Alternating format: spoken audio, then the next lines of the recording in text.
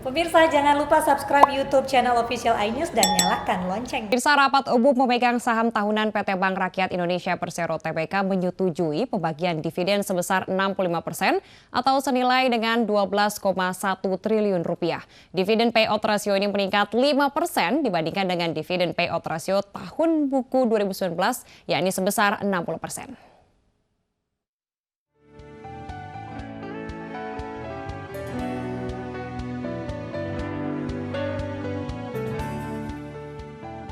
PT Bank Rakyat Indonesia Persero Tbk telah menggelar rapat umum pemegang saham tahunan tahun buku 2020.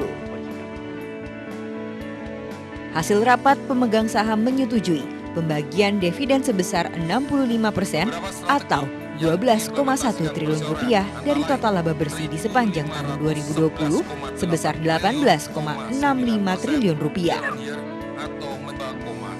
Sementara untuk sisanya sebesar 35% atau 6,5 triliun rupiah akan digunakan sebagai saldo laba ditahan. Wakil Direktur Utama PT Bank Indonesia Persero Tbk Catur Budi Harto mengatakan, dividen payout rasio untuk tahun buku 2020 ini meningkat 5% jika dibandingkan dengan dividen payout rasio tahun buku 2019 yang sebesar 60%.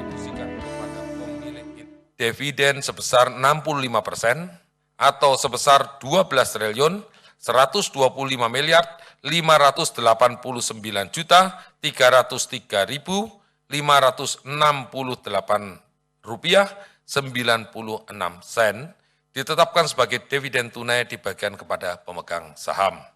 Dividen bagian negara Republik Indonesia atas kepemilikan sekurang-kurangnya 56,75% saham atau sekurang-kurangnya sebesar 6 triliun 881 miliar.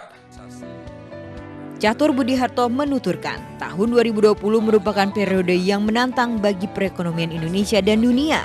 Pasalnya, pandemi COVID-19 telah membawa perubahan baik secara kesehatan, ekonomi maupun sosial.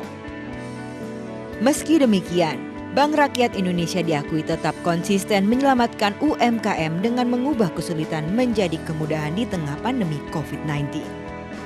Dari Jakarta, Ricky Anwardi, iNews melaporkan.